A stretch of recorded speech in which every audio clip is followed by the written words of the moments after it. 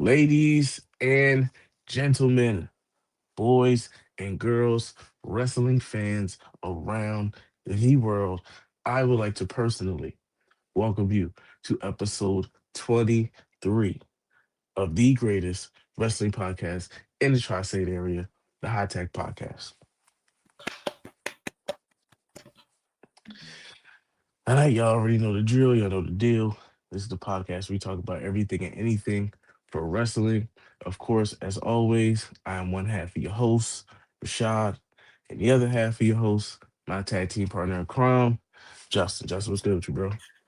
Hey man, happy holidays to all the Yeah, listeners out there. Ray We are Chrysler. filming this on Christmas Eve.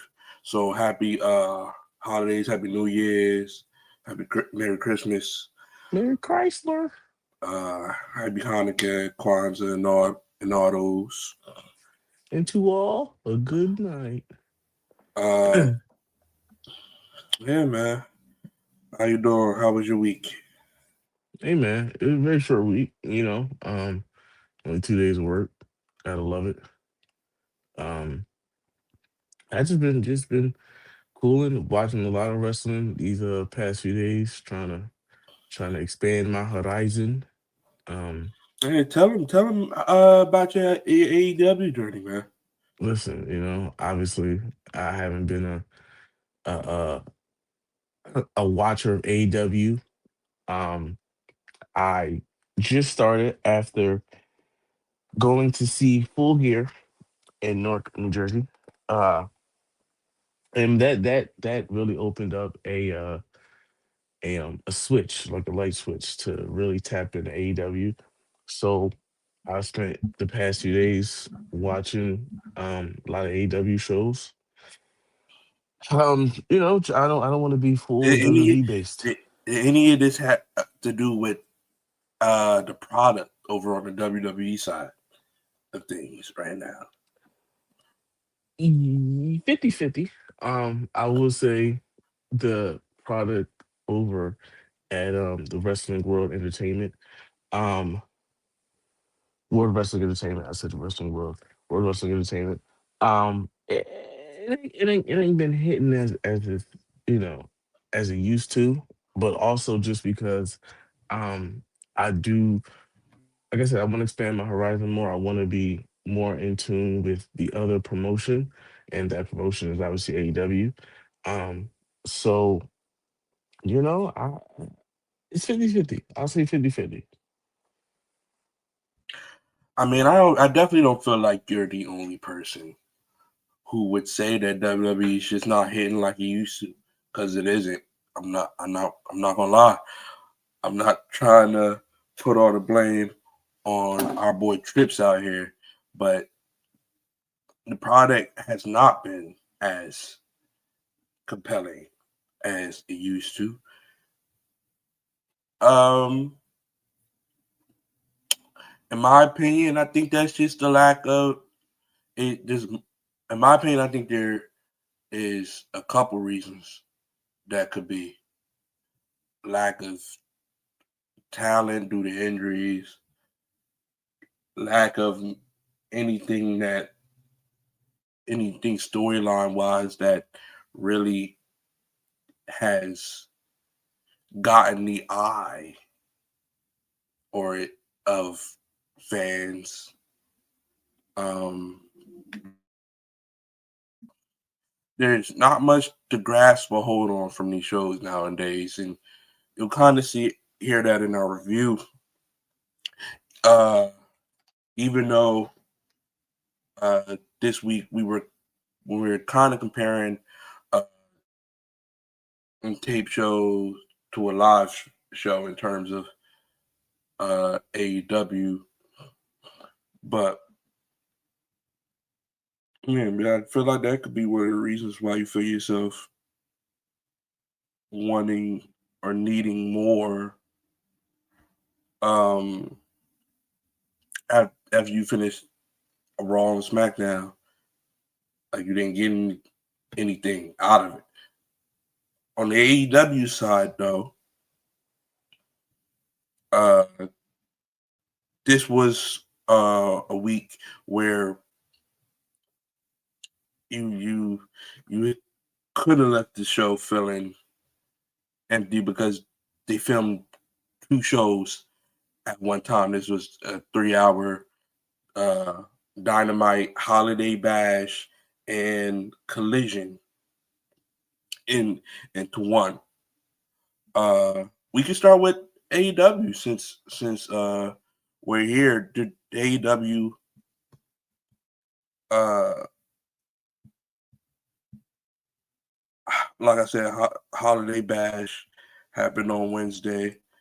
They're kind of double airing of Collision and Dynamite, and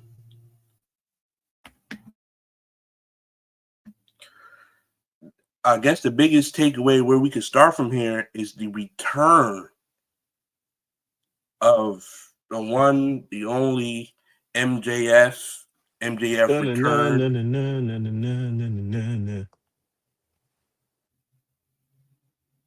MJF returned. Uh, Thank you for that.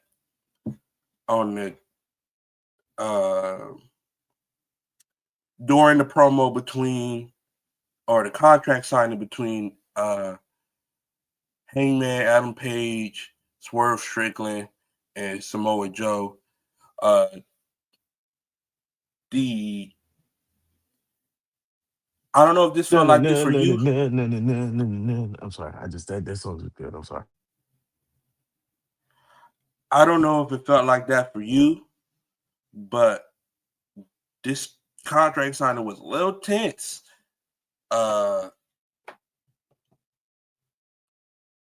I Before feel the like inclusion of MJF, I feel like all three of these men are kind of talking like they had a chip on their shoulder, and until MJF showed face. Am I the only one that felt like that?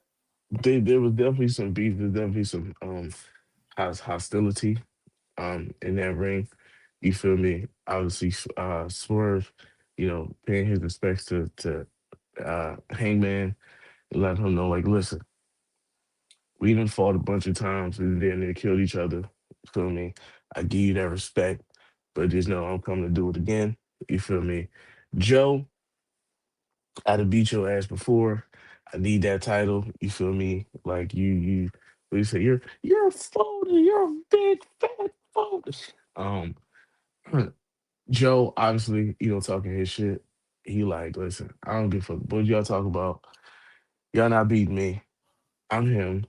And obviously, Hangman, given the somber story of his life and career and all the shit he's been through. Um, there was definitely some tension there. Definitely a lot of personal Yeah, a lot of personal history, a lot of yeah. history, uh, interchange between those three men, and then adding MJF to it, uh, who has the history with Joe, has the history with Swerve and Hangman. I thought was dope. It was a dope way to bring uh, Max back. He's been away filming a movie, and I'm sure everybody forgot he even had the title shot that he won in the Casino Gauntlet. Uh, so yeah, it made for a great moment. Everybody was happy to see MJF back. He kind of fit perfectly. He kind of fits perfectly in the match already. Like I said, all of them have their own issues with each other, and Max, of course, has not lost a step on the mic. Yo, he Promo was killed Swerve. fantastic. Went down the line from He killed Joe Swerve. to Like Hangman to Swerve. It's fantastic promo by MJF, like it always is. I'm hyped he now for the match. that man said, "You out there, you. I love seeing you shake shake ass for top dollar." ah, yo, he killed Swerve, bro. I promise you, like that, like. Out of all the people he would like, he killed Swerve. I was just like, damn, Yeah, that's the man. thing. MJF shot does not shy away from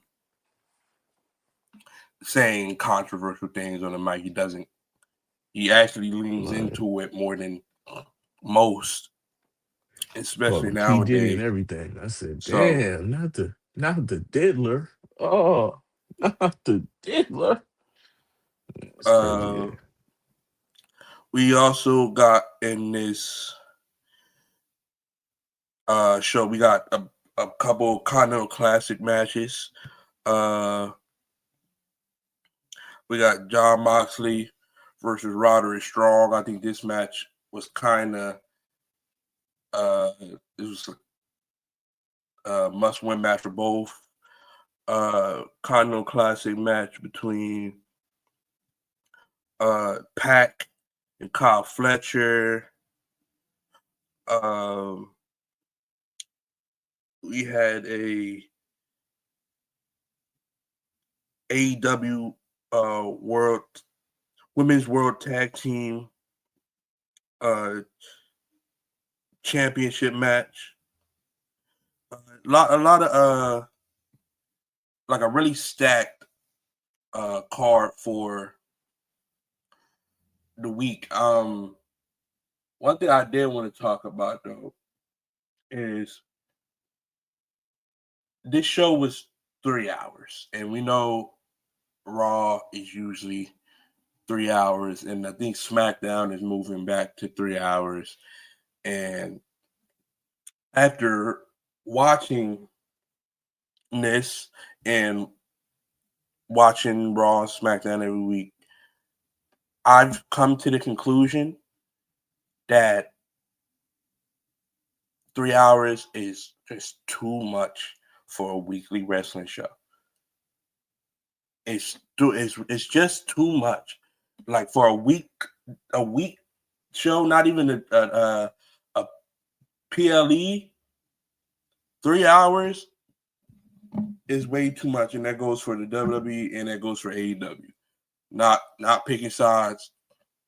Either way, whether it's a WWE story style, slow paced 3 hour show, or is AEW filling the show up with matches from top to bottom, to me, 3 hours, I can still feel it being a 3 hour show and being exhausted by the end of it. Honestly, How about you? I, Because you don't really watch AEW, so it's you had to sit through a bit of a longer show this you keep week compared to you hear regular. me? You Yeah, hear I me? hear you. Yeah. Okay, cool, cool, cool, cool. Honestly, I have to agree with you. Yeah, I don't like 3 hour shows. I think for me, I think the sweet spot is about an hour 30. I think an hour 30 show is like perfect. Like that hits right where like it's not too long, but it's not too short. I think an hour 30 show for each like any promotion, but it's Mm-hmm. AEW, WWE. I think if you give an hour 30 of solid wrestling and promos, like you can have, so prime example, we'll get into it because we were talking about obviously Raw and SmackDown were pre-taped. Um the show was about an hour and 30 to an hour. Um obviously without commercials. And it felt smooth. Like it was a smooth watch. It wasn't like dragging. The matches were uh, uh, uh, the matches had substance. It wasn't like a random put together match for no reason. Um, it was a smooth watch. Like it was something I could sit there and have my full focus on the show. Like it wasn't a plenty of time where I looked at my phone and I started scrolling for like 5-10 minutes. Like it was a solid show. I know everything that happened on the show. Like that's how it should be. I feel like wrestling should be a smooth watch. Because at the end of the day, it is a sport, but it also is entertainment, and you want to keep the consumer entertained, and you don't want to have them like burnt out and you're only two matches in type shit. So I think an hour 30 is a sweet spot for all promotions for a show, Yeah, I especially a was weekly going. show. I definitely lean towards that one. The hour 30, 2 hour is definitely that sweet spot. Um,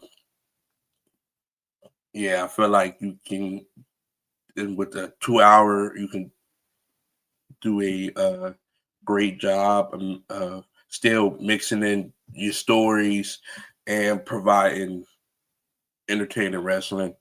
Um, yeah, but AEW, man, great.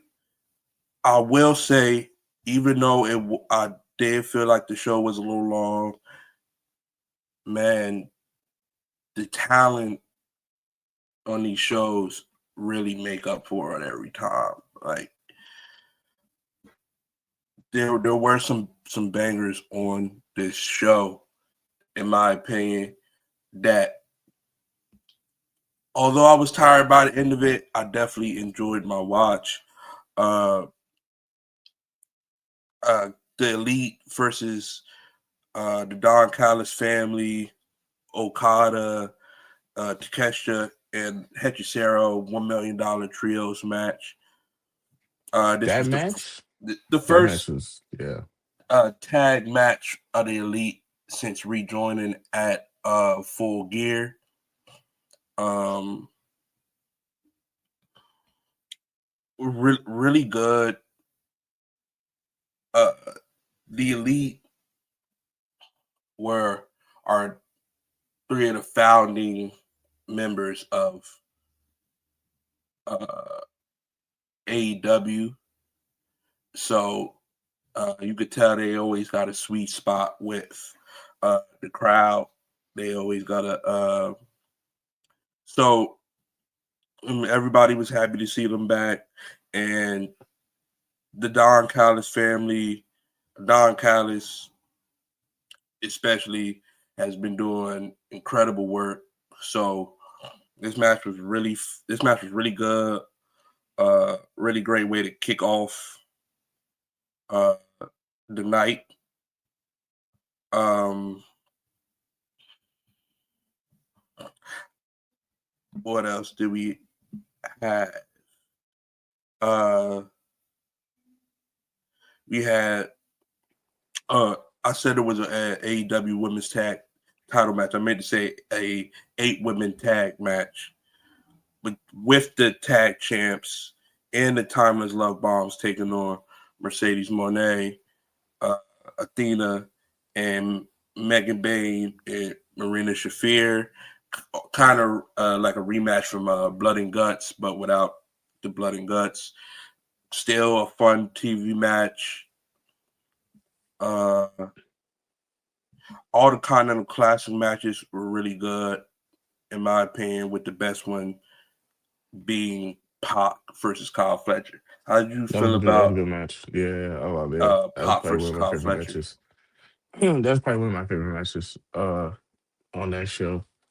Um, I mean, listen, you just too like you said, the talent pool is just is like phenomenal over there. So and yeah, the Continental Classic really opens up like the matchup scene. It Like gives you so many different scenarios, so many different yeah, really good matches with really good talent that you might not see on the occasional on a regular weekly Dynamite show, man. Like you're because of where Death Riders and the Don Callis family are right now, with them both being heels, you normally would not see this match. But because of the Continental Classic, where everybody has to face everybody in their respective leagues, man, it's led to some killer matches, and this was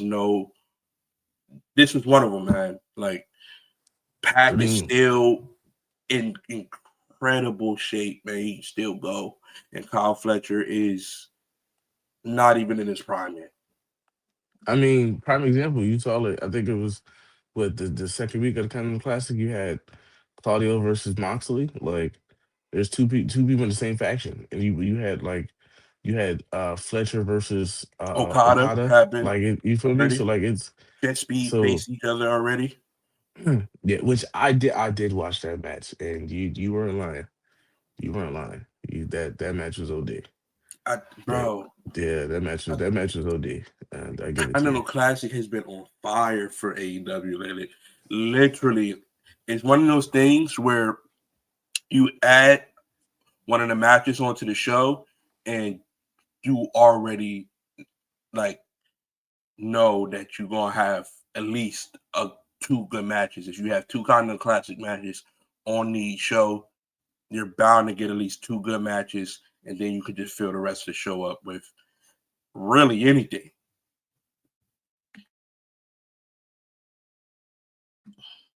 Mm. You had uh uh uh uh uh what do you had? You had Orange Cassidy versus was it let's say Dorado? Uh, Masquerade.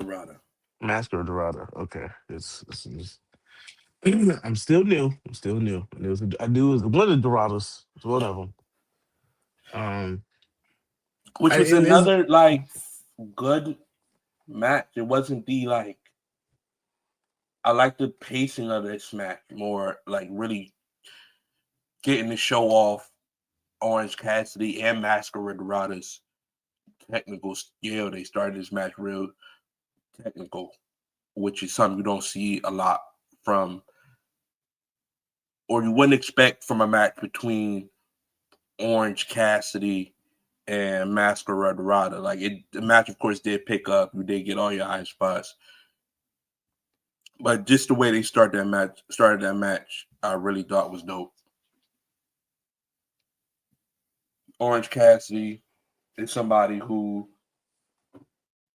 you either love or you hate his gimmick.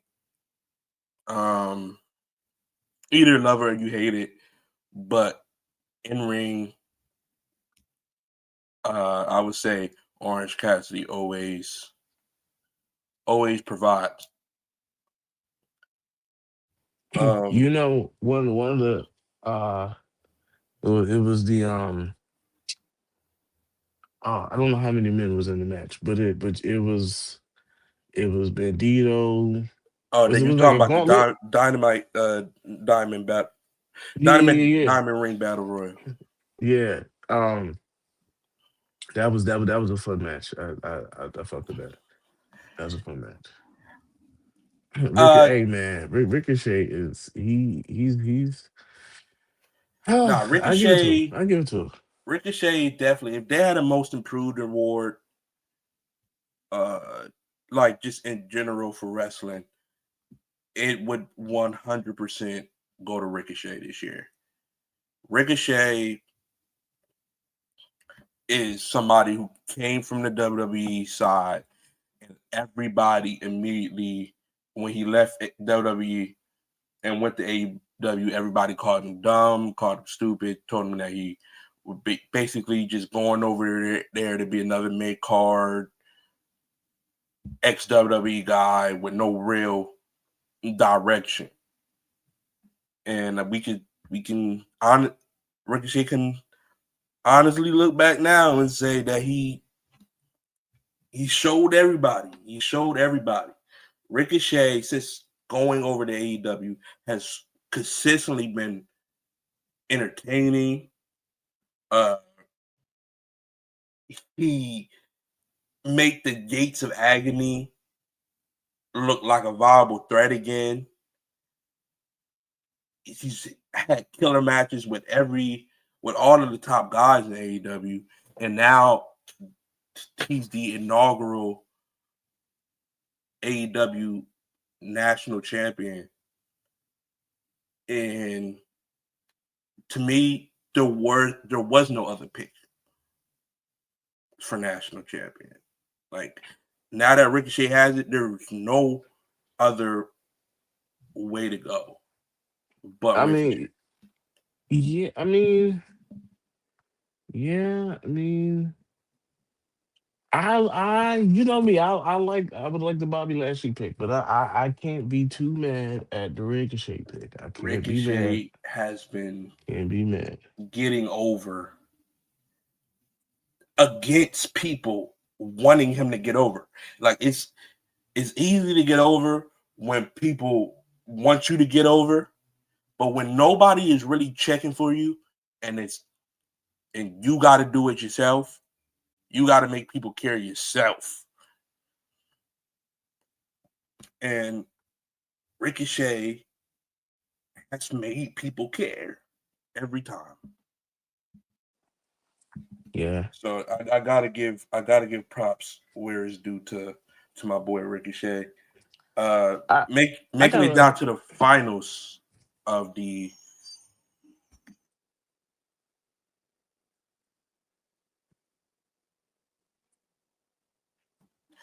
making it down to the finals of the. Can you hear that in the drum? no. Okay.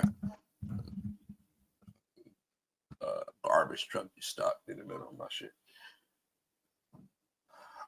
Um, yeah, making it to the finals of the Dynamite Diamond Ring Battle Royal against another person who's been at the top of their game recently, and that's Bandito. Yeah. Yeah.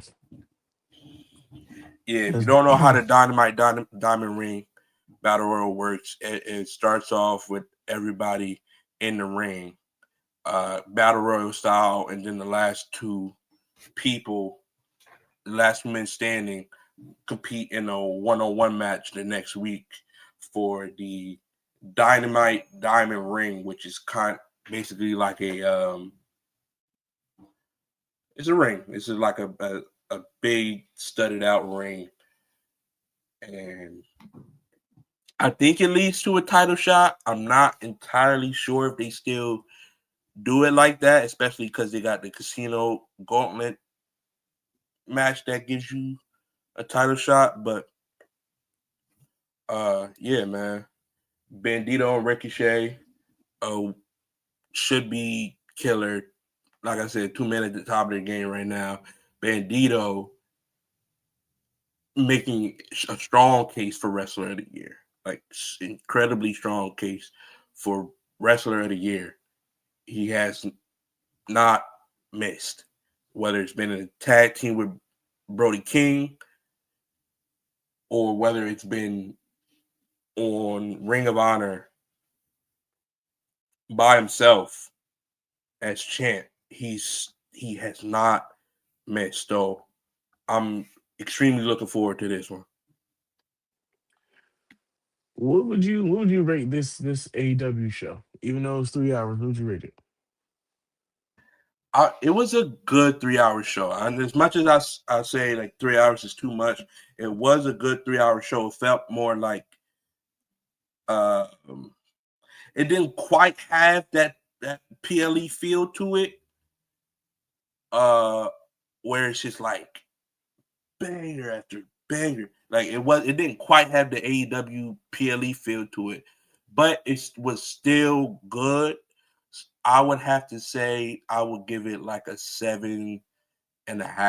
Like still really good show. Just a little too long for me. Just a little bit too long. Huh? Yeah, I go like 7.3, 7.4 on that scale right there.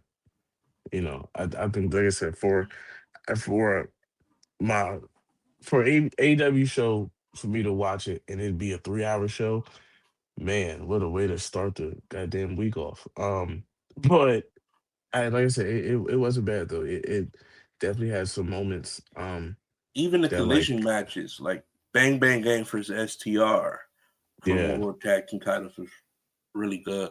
It just came, unfortunately, at the end of a show that had already featured Continental Classic matches,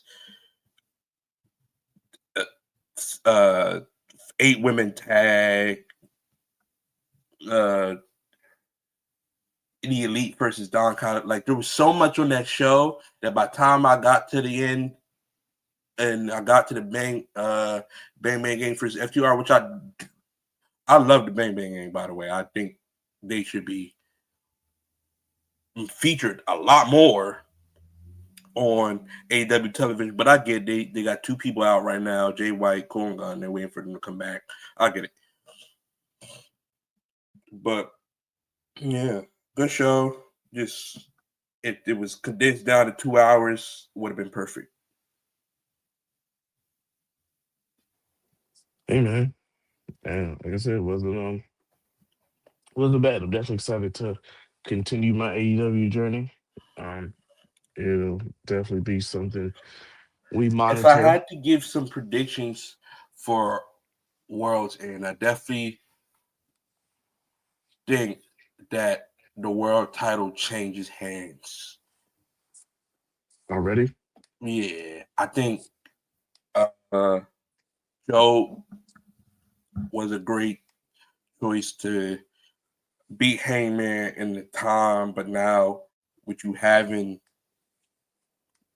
all of these people staring at the world title right now, I think that Joe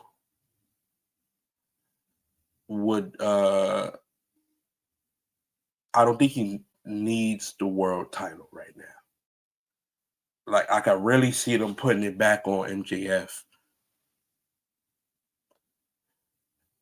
just Honestly, I because mean, it's been a yeah. minute since MJF held the world championship, and it was the longest reign in AEW history at 406 days. Mm, Um, yeah, I think they just wouldn't bring him back and have him inserted into this match like this if they weren't thinking about putting the belt back on him. And I wouldn't be mad. I wouldn't be mad at it. I think it's definitely going to go the direction of Swerve versus MJF for the world title. I think that's what they're trying to build to. mm-hmm. So yeah, I think Hey, that's what I think happens at Worlds. And um, as far as the Continental Classic goes, there's a few people standing at the top right now. My overall pick to win the whole tournament is Takeshita. I do think Takeshita will end up winning the tournament, beating Okada in the finals for the AEW uh, Unified Championship. hey man, culmination of the beef. That could go Um, on. yeah, that was AEW and Dynamite and Collision Holiday Bash. Let us know what y'all thought of the show. Uh, what y'all thought about MDF returning in the comments or let us know on social media. From there, like we said, like Rashaad's mentioned earlier, we had a few taped episodes of SmackDown and Raw this week. So if you were watching on uh,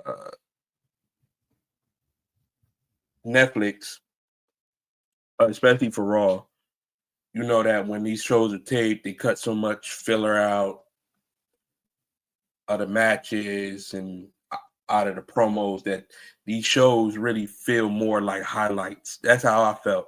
I felt like I was watching highlights of Raw and SmackDown more than I was watching the actual show, which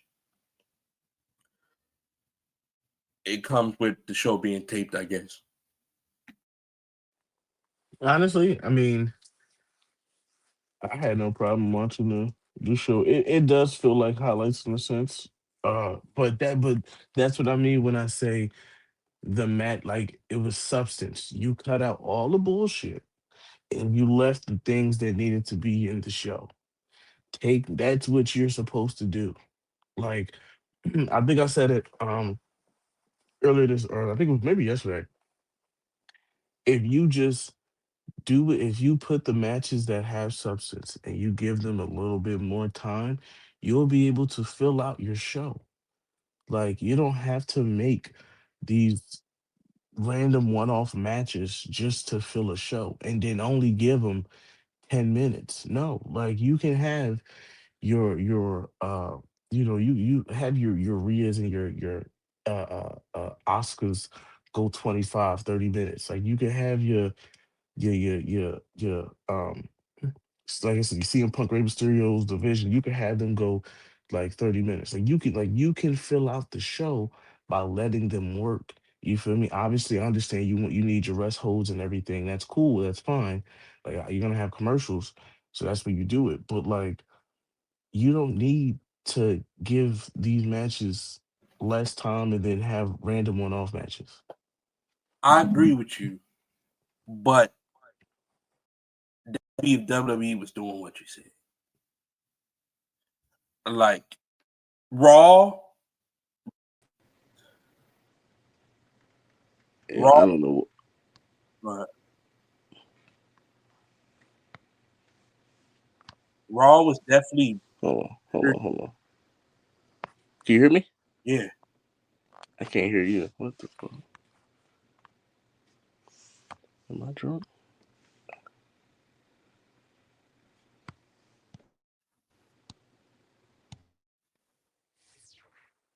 Yeah, yeah, Say something. yeah, yeah. Can you hear me? Can you hear me? Yeah, I hear you. I can't hear you. What the fuck? Uh, God damn it. Man, let me pause. I agree with you if that's what they were doing, but SmackDown was horrible. SmackDown was literally nothing. True. Well, I mean, it wasn't. The It main wasn't the event worst. the main event didn't even get an ending. We didn't even get an ending for the main event It didn't.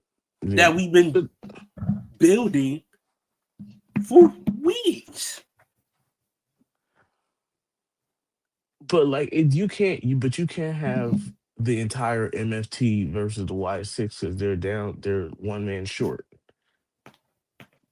You feel me? Like you're not gonna have Nikki Cross go out there and fight Talatunga type shit. Like you're not gonna have her like so like I so it's a lot of it is they have to have their like that full match. I can't see them not having Either a way, full it's match. 4-on-4 though.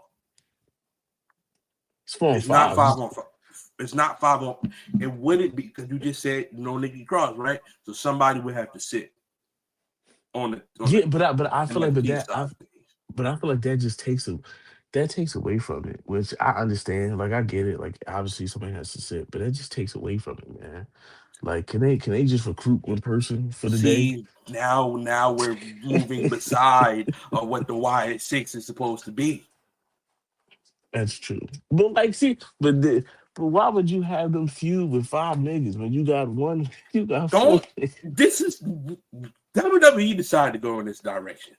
Like that's They just decided to stupid, go into this man. direction, and now, and we all knew this.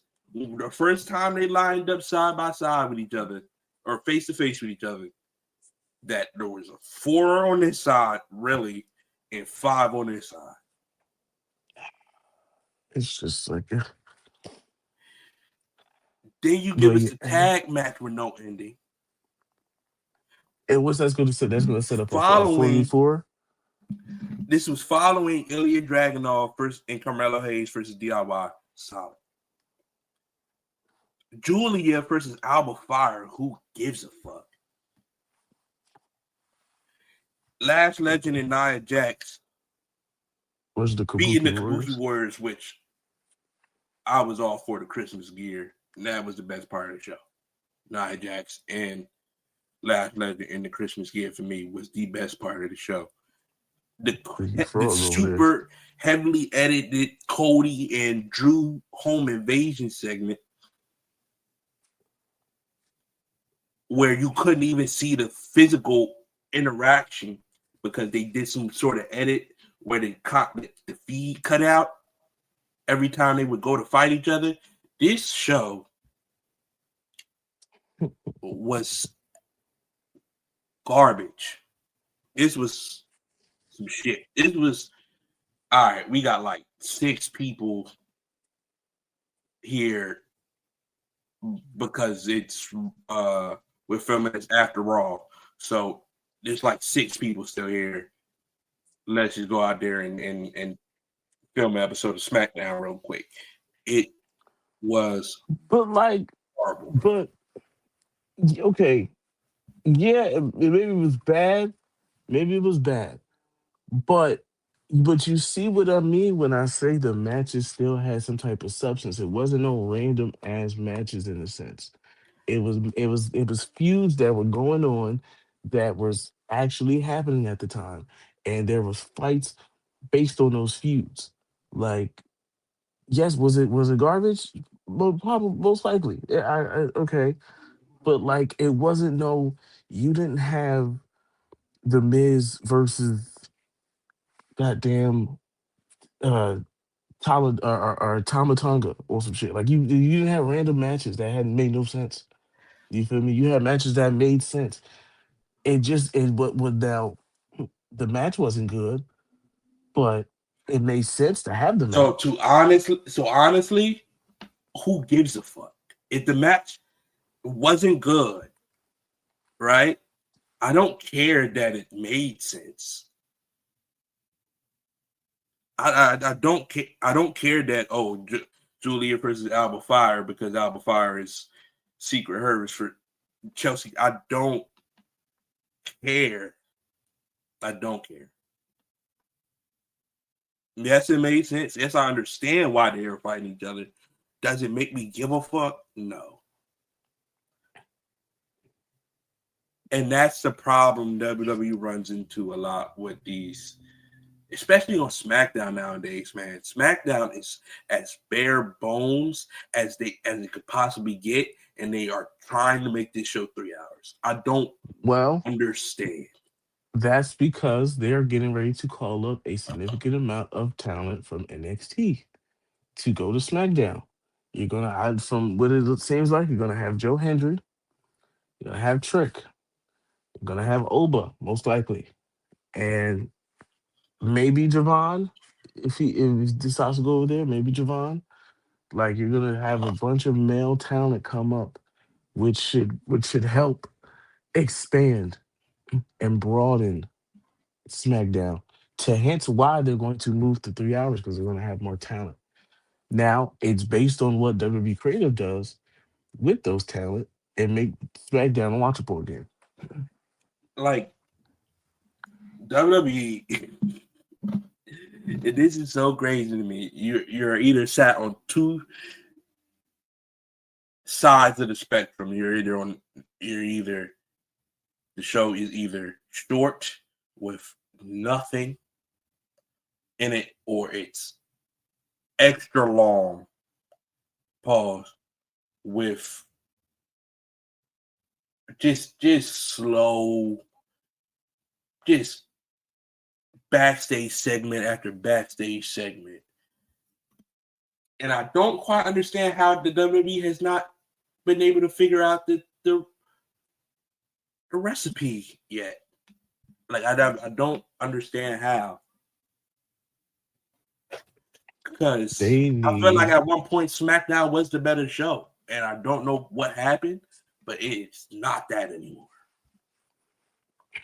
I think whoever is on, maybe it's the same creative team as before, but I don't know. Maybe it's injuries. Maybe it's just too many injuries going on to where we can't really go or do the things we want to do. Right? I don't know. But like it's I don't know. I want to maybe say it's But you know WB, especially Triple H. You know he is infatuated with long term storytelling. Like you know he is like just addicted to that. SmackDown and Raw were the same length, right? Because they were both taped. Hmm. Raw was an infinitely better show. Infinitely better show. It And they was. were the same length. Not that there was the match difference. It was I think there was still only 4 matches on the show, but the quality of the matches were better. The promos were better. I don't quite understand what is happening to SmackDown, but it's becoming almost unwatchable. Honestly. Well, like I said, we're getting into this new era, this new year, and we should be able to see, maybe fresh faces. What do you think would help SmackDown? Man, what I think will help both shows at this point is a redrafting. I feel But like it does the draft really make sense though? Because you're still gonna have people from like like different shows coming to the other show. So like, does that really make sense to do a draft? Like honestly, I think we should just disband the draft. Like, what the fuck we need the draft for? We don't need the draft. In my eyes. I think if you want to keep both shows separate, I mean, you have two champs now. So you had the two champs. So WWE has always done the Raw. You have a world champion on headlining one show, and you have the WWE champion headlining the other show. Is how you create different contenders for Hmm. each belt. So I definitely think the draft is still. I lean on the side of the draft. I enjoy the draft. I think it's a, a fun thing to do every year or whenever it's time. It doesn't even have to be every year. Just whenever there's obvious time for a redrafting of things, a shaking up of things. I feel like the draft is always a viable option, man. I honestly can't say I'm with getting rid of it. Yeah, I don't like the draft to be honest. I think it makes no sense to me because you're still gonna have people from other shows come to the other brand. So it's like, what's the whole point of the draft? I Like, don't think it's as often as you think it is, though. it's not as but still though, like it would just make more sense to just like have obviously you're gonna have your champions on the respective jewel, right? Um, but at the same time, like I think the draft is really only solidified for maybe the first 4 or 5 months after the draft, and then that's when we start going to different brands. That's what seems like that for me. Like, and it's happened a lot. Like we stick to the brands that we're on for maybe 5 months, and then all of a sudden we got Drew McIntyre going to Raw for some random ass reason. So it's like it's I don't know. That's just me. I just feel like it makes no sense to like to do it. I feel like, yes, have your respective champions on each brand. But here's my thing though, right? Like, you do that. The only thing I like about the draft is when you used to draft your champions. Like, you could have Cody go to Raw, Punk go to SmackDown, and they switch titles type shit. Like that. Like, that's the only thing I thought was like, oh, this is fire. You feel me? Um, but now that don't even do that. Like, if you're a champion on that brand, you stay on that brand. I will Like, agree with you that the draft has lost some of its Doc, especially the way they handled the Carmelo Hayes situation. They made him the number one pick, made all this hype about the number one pick, and have done jack shit with it since then. Um, Mm. but I do think like it's something that if they do want to actually put the backing behind it and make it feel like a thing again, like you Mm-hmm. think about them old drafts, like some of the most notable moments from those drafts, like the John Cena getting drafted to Raw in '06, Mm-hmm. or what's another crazy one? They sent Triple H to SmackDown one year. Uh, just like making the moments mean something again. I feel like would that maybe could make the draft seem more interesting.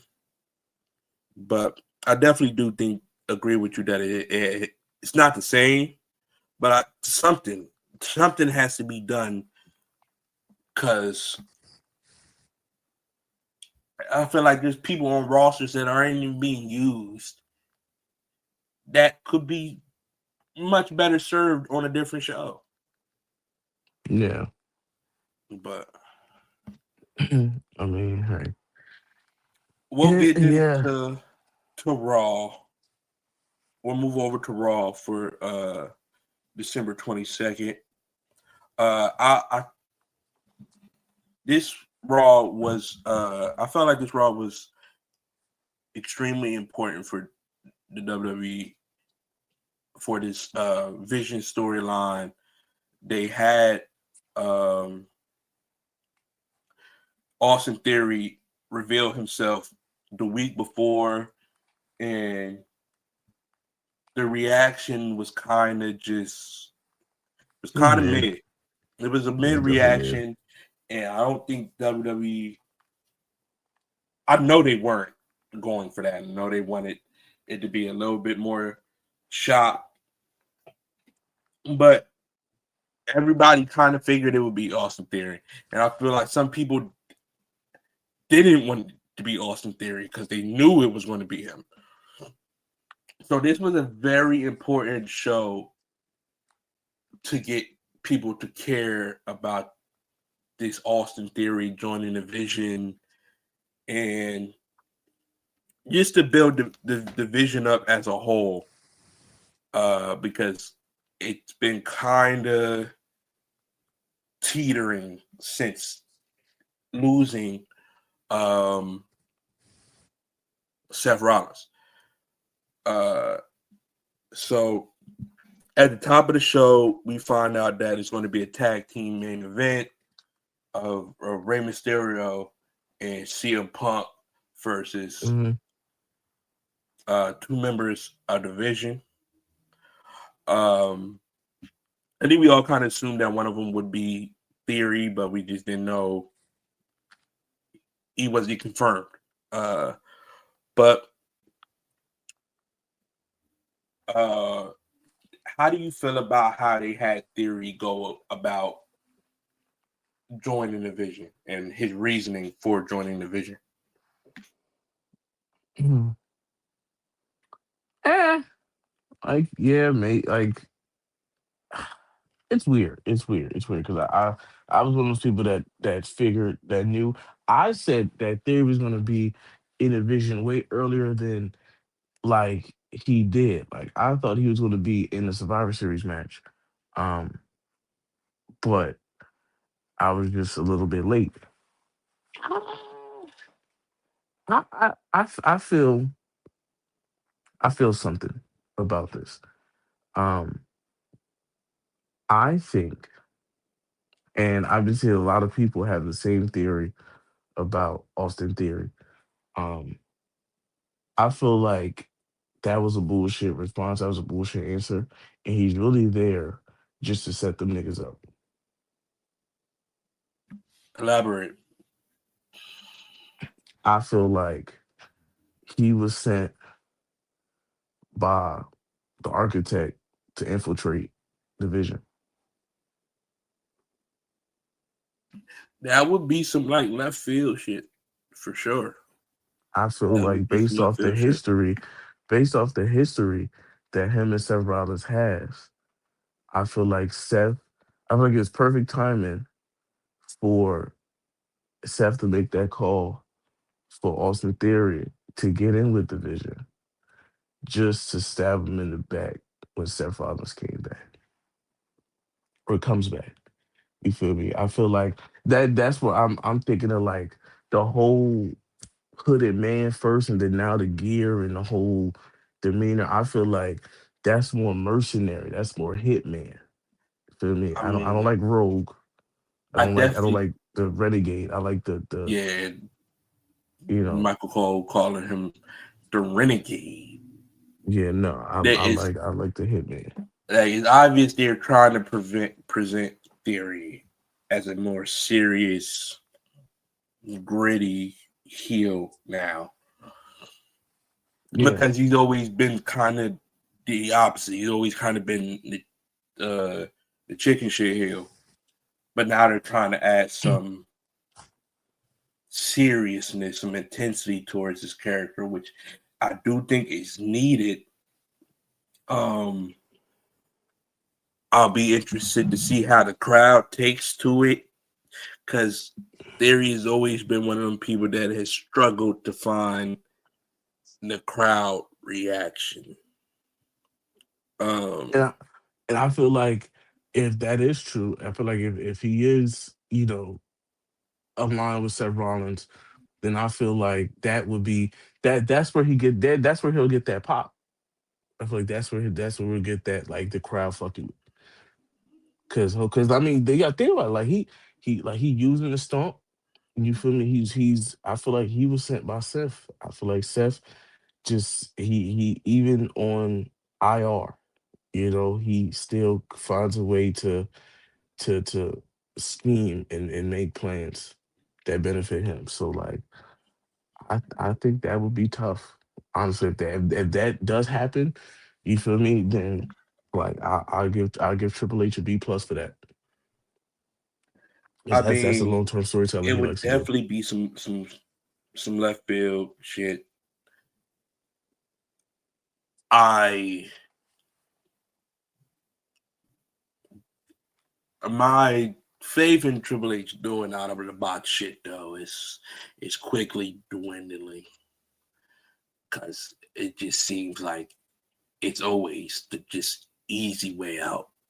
But this is definitely, I don't want to shit on Austin Theory in the Vision, because I do like the Vision, Hmm. and I feel like this is Austin Theory's last chance for real to really go out here and make something meaningful.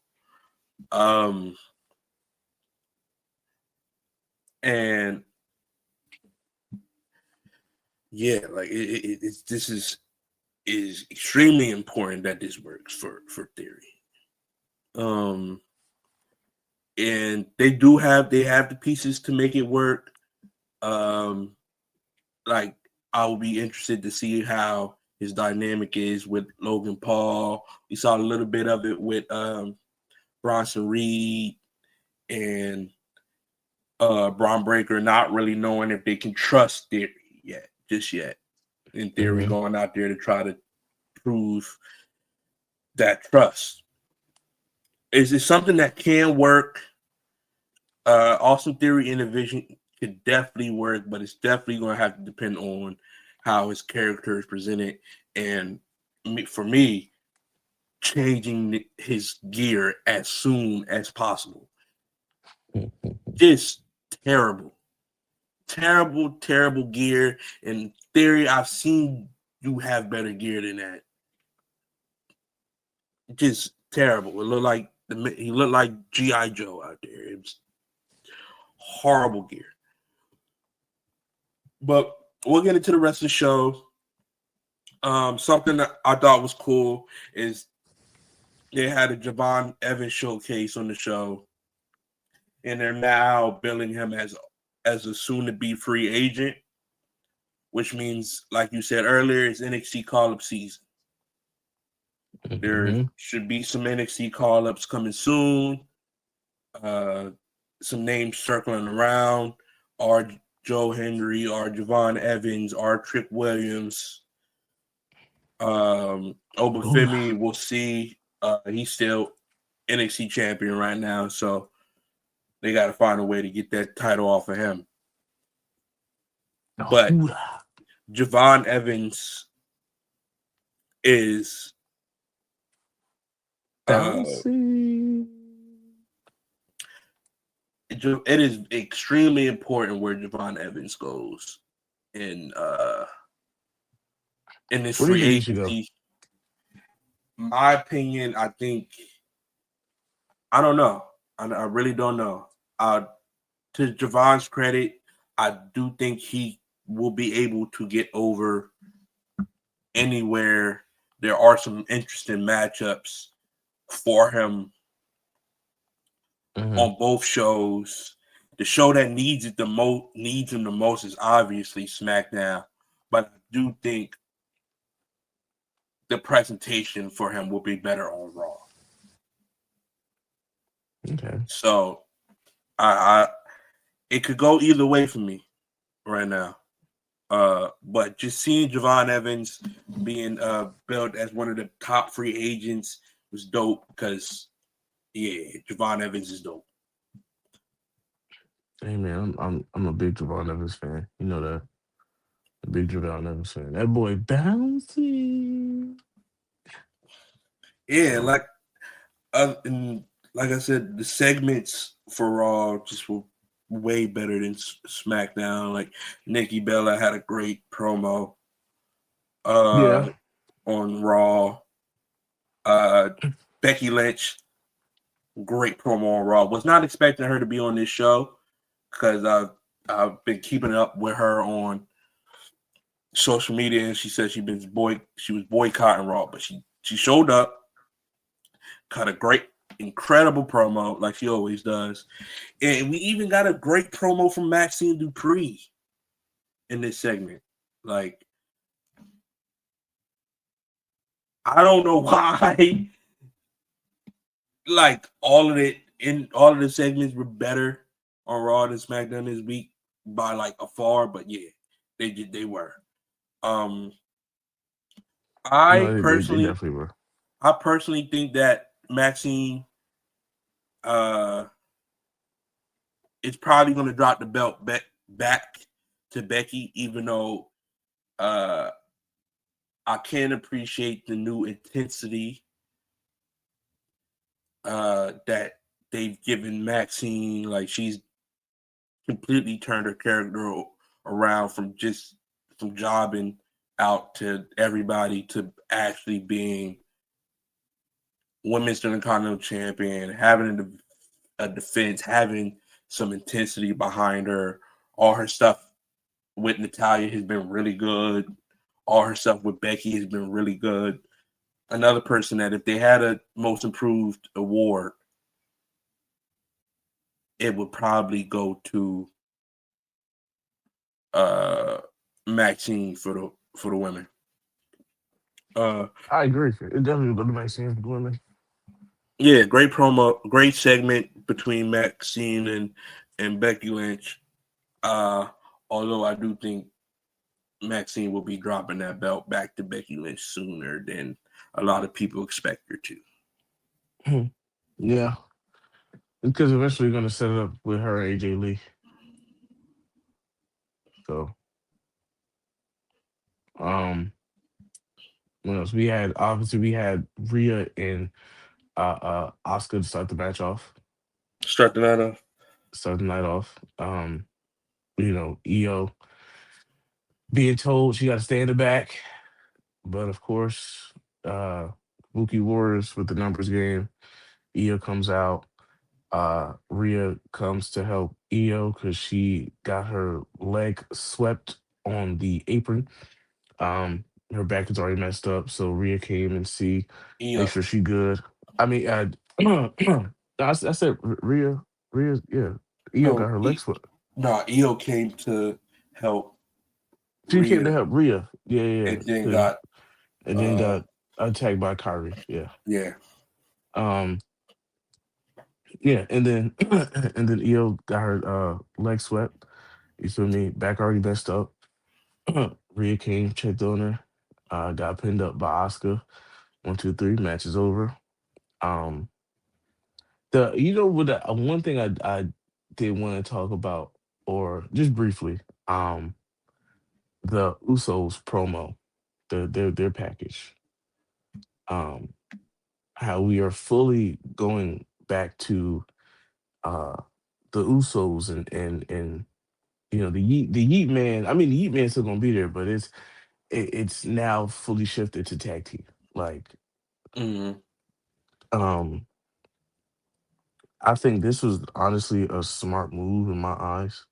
Yeah, I agree. Um, I love Jey Uso. I fuck with him, but I just think they have so much more to do as a tag team, or can do, even though they've done damn near everything. I feel like now, especially with Raw, the Raw tag team division is very, very scarce. So I think bringing them back together should allow Raw to do some more things in the tag team division. Um, Yeah, we know that the WWE is high on Jey Uso. He's still one of the most over faces in the company. But even if it's like a short, temporary realignment of the Usos, uh, I think it's going to make for great matches in the tag division. Um, yeah, I think it's the Usos promos work best when they're going off of each other.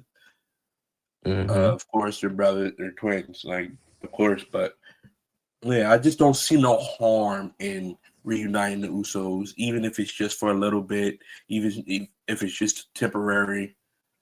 I think it's a good idea. Four letters, one word. Usos. How do you feel about One, that? uh, I don't, I didn't mind it. Um, like I said, I think the Usos are one of the best tag teams of all time, and Hmm. when they're together, you could tell that they had the most fun when they with each other. Um, it gives it gives each of them a little bit more leeway when it comes to in ring because it's tag team, so they can work together, and it doesn't put the sole spotlight on Jay or Jimmy for criticism in their for the same criticism that they would get if it was singles matches. Hmm. Um, so yeah, we know the Usos are going to be dope as a tag team. So why not go back to that? It's been a while too since the Usos actually had a tag team run, like kind of since they split up and lost the tag team titles a couple years back. So I'm not mad at it. Um, what else we had? Oh, we had the main event. We had Ray. We talked about Rey Mysterio and Punk versus Theory Ray and and Punk versus yeah. Theory and Bronson. Basically, Theory's initiation test to get into the division. Fun match. Uh, I think uh, Ray and Punk uh, are two legends, two of the greatest in there with two young savages in Bronson Reed and Theory. Um, it made for a great match, a great TV match. The crowd was into it. Um, so yeah, it was good. No, very good. Very Nothing super shocking. yeah. It was just a good show overall. Yeah, It was a good show. Theory and Bronson Reed end up picking up the win after Theory crotches Ray on the top rope after 619. Uh, and Theory has made his way into the division officially. Um, Something I thought was cool was Punk was kind of like in the ring at the end, uh, kind of protecting Ray, uh, fighting off Bronson and Theory, and you could kind of hear the crowd starting to bark because uh, Braun Breaker was coming to the ring, and you could hear the crowd barking. And instead of Punk acting like he like oblivious, he realized, oh, they're barking. That must mean that Braun Breaker is in the ring, and he turned around and like caught him as he was going for the spear. I thought that was dope. Just Punk being just his thinking, just being on a different level. Yeah. Hey man. So obviously those are our WWE show weekly show recaps. SmackDown and Raw. Let us know what you think. I think we have another tape show for SmackDown as well. Because that's New Year's Eve. So it's New Year's Day. So we shall see how that tape show comes about. Maybe it gets better or maybe it gets worse. I already unfortunately saw some spoilers, so I'm already going to deem that it will be a better show than the past SmackDown. Um, but let us know what you think. Let us know how you feel about the tape shows. We prefer tape shows over live shows. How you feel about Raw or SmackDown. Um, Now, before we get into our hot picks of the week, hot spots, whatever you like to call it, hot spit, as long as it's hot, as long as it's spicy, muy caliente. Um, we would like to go over because obviously this is a new year getting ready to come about. Um, my counterpart has the list of pro wrestling awards for 2025. Am I correct? Yeah, this Sports Illustrated released their Pro Wrestling Awards for 2025, and I'm gonna go over. I'm gonna go down the list, and I'm gonna give my and we'll give our thoughts of what we think. Uh, we'll start off with uh Men's Wrestler of the Year Mm-hmm. went to Hangman Adam Page. Um,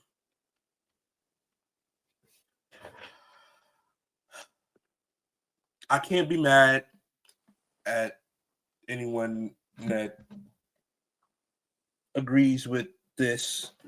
Um, I definitely think Hangman made a strong case for himself. Uh, I would lean more towards Seth Rollins. I don't know where Seth like they didn't release any uh like second or third place, so we don't know who was also in the running. But in my opinion, I think Seth Rollins had him beat a little bit, but Hangman definitely did have a great year. So, how do you feel about men's wrestler of the year? Honestly, I if I had to pick who I felt was I'm not obviously I'm new to AEW, so I'm not really fully familiar with Heyman Adam Page. Man, I mean, maybe he rightfully deserves it. I can't really say I like agree or disagree because I haven't really been up on him yet. But if I had to choose who I felt was or is the men's wrestler of the year for 2025,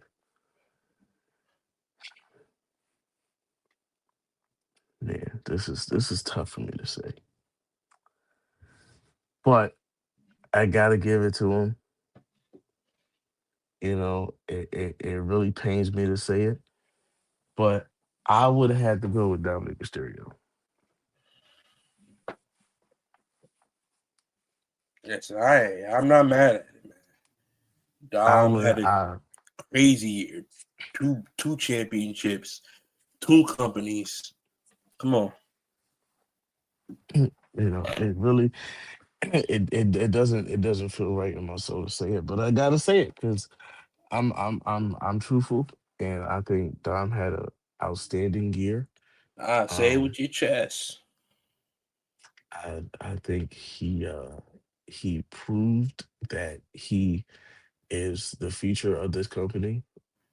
Is the future, and yeah, like you said, two belts, two companies, two promotions. I mean, he's putting on great matches.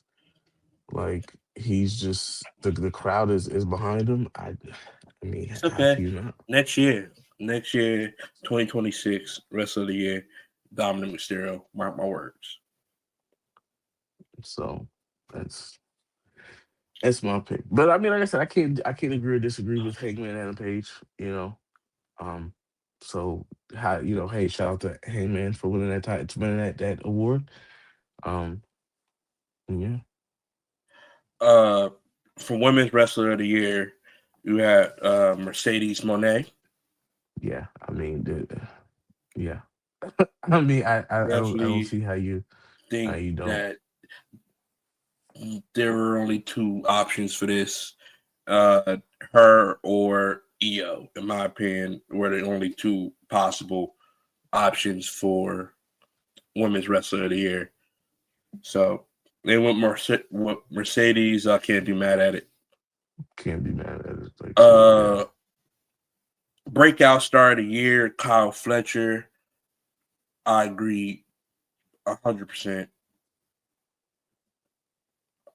Yeah, I mean, like I said, and from the little much that I've seen, I could tell like that's deserved. I can Yeah, tell. Kyle Fletcher had smashes against this year. If you look at the matches he had against Dustin Rhodes, you look at the match he had against uh, the matches he had against Okada, the matches he had against Hangman, Mark Briscoe. Yeah, Kyle Fletcher, 100% deserved breakout star of the year. Best in ring. Uh, this got some people up and this caused a little bit of a controversy. Best in ring, Will Ospreay.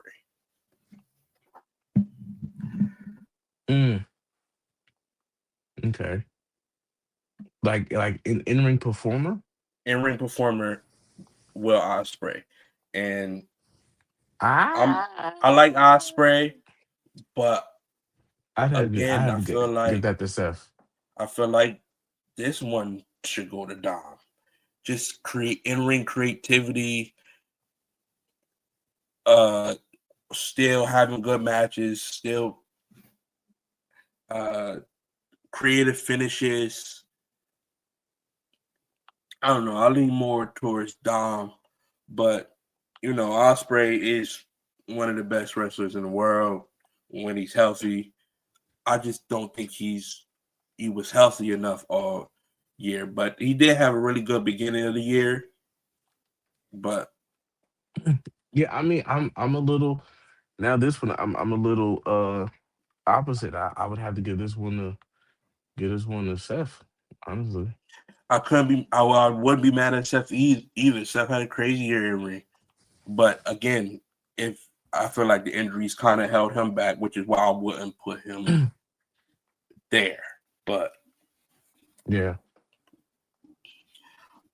yeah. Match of the year: Io Sky, Rhea Ripley versus Bianca Belair. Triple threat match. This is the one from WrestleMania. was it Yes. Mania or was it WrestleMania. SummerSlam? Yes. And it was Mania because SummerSlam was Naomi, Yeah, Io, SummerSlam and was Rhea. Naomi. So it's Okay, yeah. Mania. Okay. All right. All right. I mean, honestly, they I'm not mad at this, but like I would give Rhea and Io at Evolution match of the year as well. I said the same thing when I saw this. I think Like, that match was better than the triple threat match. yeah, like I would for sure give The Io ending and with the Rio. cash in from Naomi, everything Yeah. leading up to that point. I'm I'm sorry, I don't agree. I think EEO versus Rhea Ripley Evolution was the best match of the Yeah. year. I would And go with then that. I uh uh I think wasn't Punk Steph this year too, Raw. First Raw on Netflix, that was this year. I think Yeah, those two no, matches are better than this match.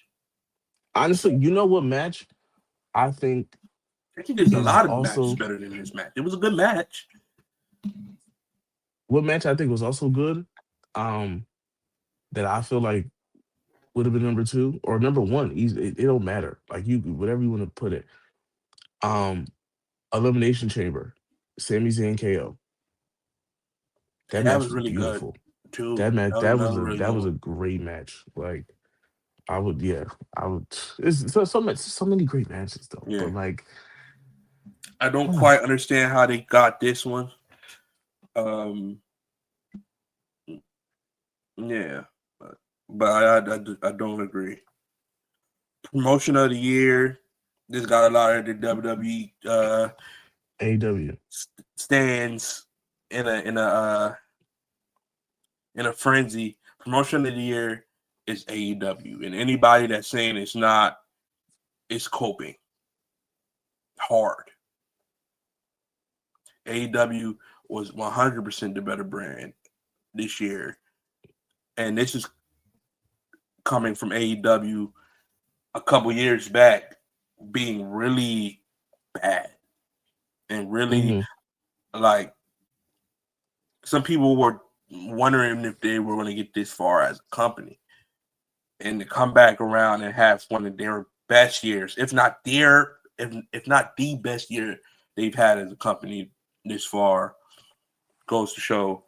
Uh, and all props and credit goes to Tony Khan.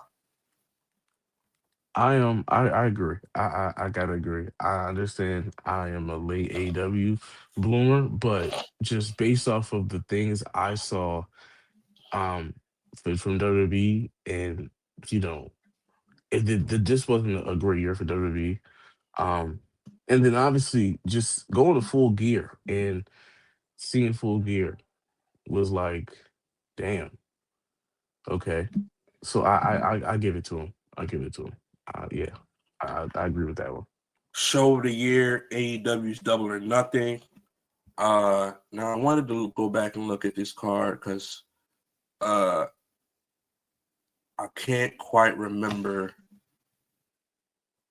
what This was on this this card. is, I think this might, maybe because I didn't watch, a lot of the PLEs from AEW, but I still think, and maybe I'm a little biased.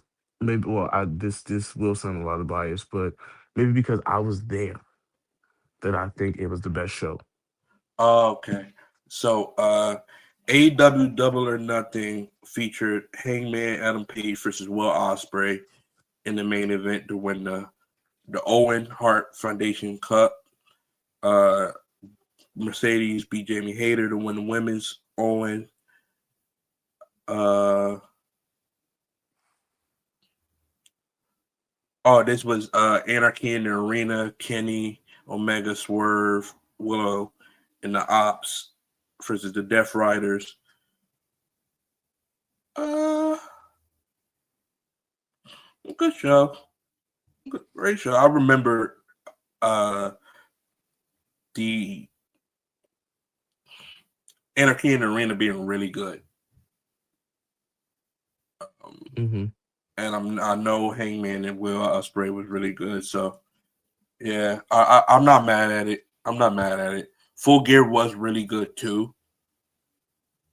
Um, and that's not even saying because where we were in the building, it was a really good show, even if you watch it back. I'm still But biased though. I would have to disagree with both of them. I still think the best show to me was SummerSlam. hmm, okay, sometimes it's really I, good s- too. I think it was SummerSlam, and being there in person just made it like 10 times better. But I would have to go SummerSlam for me.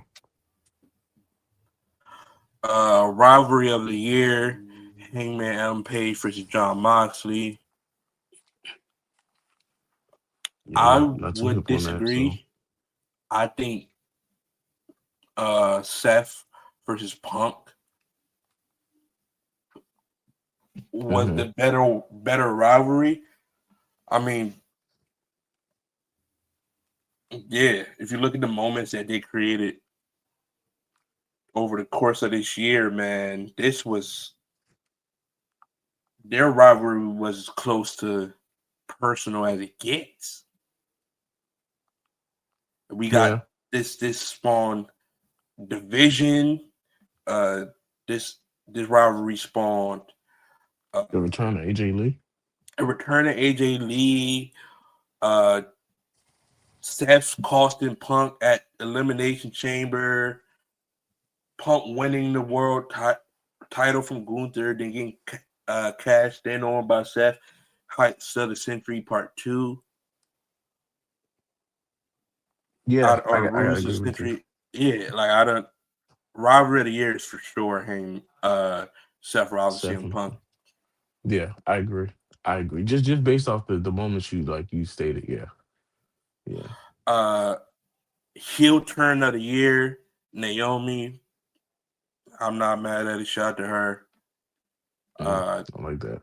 Complete character reinvention. And in the segment with her and uh Bianca was really good. A lot of people forget that was a really good promo from the both of them. Yeah, that was real good. I give it to him. And Come back. Go as ahead. much as I say Cena, but I like that better. Uh, Comeback performer of the year, Ilya Dragunov. Shout out to him. Ilya had knee surgery and came back like it hit the ground running straight into the U.S. Championship when straight into crazy U.S. Championship Open challenges. Well deserved from Ilya Dragunov. I agree. Earlier for sure. Best on the mic, Tony Storm. Oh, okay. Now, in my opinion, there's only two people this could have went to this year, and both of them were women. Uh, Tony Storm or Becky Lynch. Only I was two gonna options. I was gonna say yeah. I'm pretty sure. I'm like I knew you were gonna say Becky. Becky's promo game, where her saying, calling herself the best wrestler in the world, and saying it's not just me saying it's other people saying it's. Bleacher Report says it. ESPN says it. So that was some of the best work ever. Not ever, but ever in her career in terms of like Becky Lynch on the mic. But Tony Storm is always fun to listen to on the mic too. So I couldn't be mad at this going either way. Yeah, I mean I'm with the Becky pick. Honestly, I got it. Becky had some. She had some bombs in there. Tag Team of the Year, FTR. I'm not mad at it. I I don't I think I would have with Brodito, but not mad at it. Brodito is really good too. I just think FTR's consistency, uh, them turning heel and bringing in Stokely, like FTR really did a lot to revive or uh revive themselves over the course of this year. So shout out to them. And last but not least, the 2025 Legacy Award from Sports Illustrated goes to John Cena. Give me a hell yeah. Y'all let us know what y'all think. Do y'all agree with us or disagree with us? Do y'all agree with Sports Illustrated? Do y'all disagree with Sports Illustrated? We would love to know. And without further a one, a two, a scootly dilly do, it is time for your favorite segment, hotspots. This is where we pick our favorite moments of the week across all promotions, and we tell you why we like them. Um, I think I went first last time, so you can go first, my good brother. Okay. Uh, my hotspots are relatively simple this week. Uh, the first one is going to go to uh Pat versus Kyle Fletcher, kind of classic. Uh, I'm a big Kyle Fletcher fan, and I've always been a fan of Pop.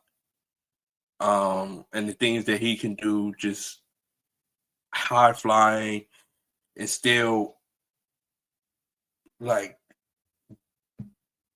be a power guy, be a technical guy. Like there's very little either of these men can't do, and it showed in their Continental Classic match. They both went for it. Um, my second hot spot is going to go to Megan Bain, the Megasis. I feel like Megan Bain is on the verge of having a breakout year in 2026. Her records gotten really good, and this is she's still putting on great work on Dynamite while still wrestling over in Japan and other places as well. I really enjoyed her in the eight women. My apologies. Tag. So yeah, Megan Bain. Shout out to her. And finally, I'm going to give it to my final hotspot is going to go to CM Punk and Rey Mysterio versus Bronson Reed. In theory, like I said, it was a fun TV match. It kind of uh, revived the crowd that was getting a little dead, but they were into it this whole match. Um, and I like the ending. So yeah, Punk and Ray versus Bronson in theory is going to round off my hot spots for this week.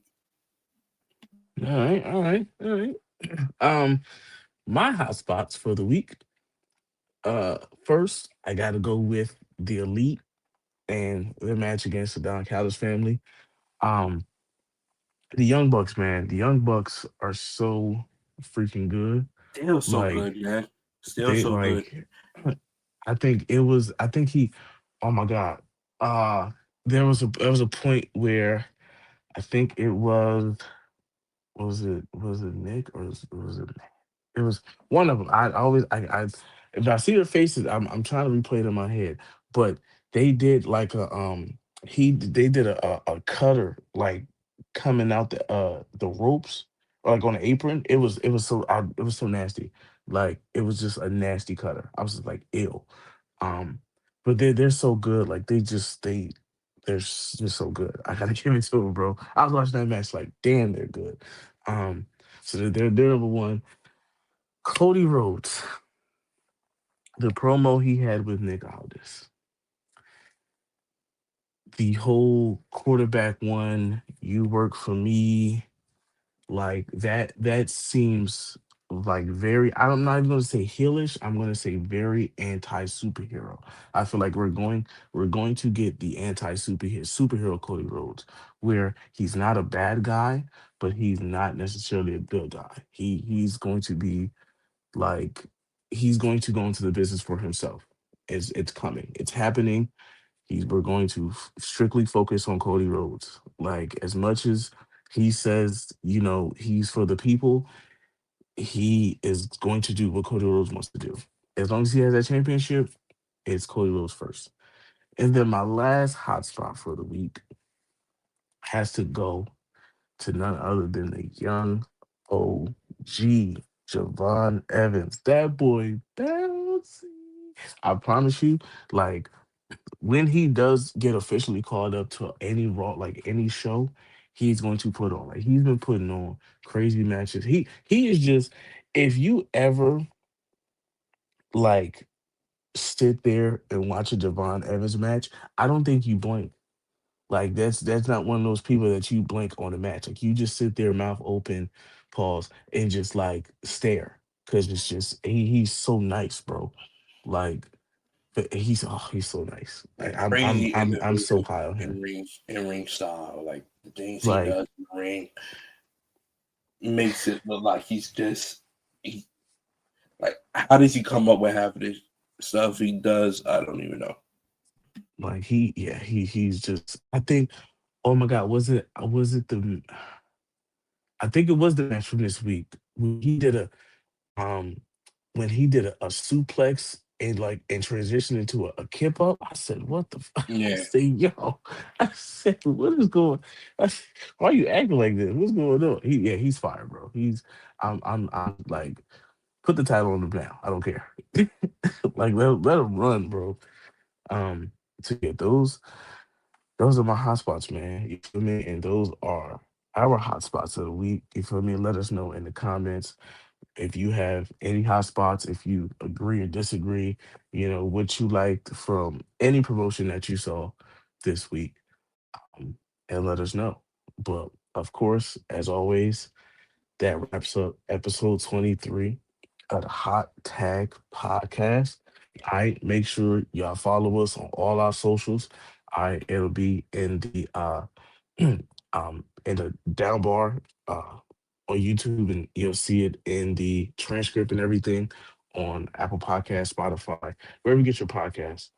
Um, Make sure you like, comment, subscribe, and follow us for more content.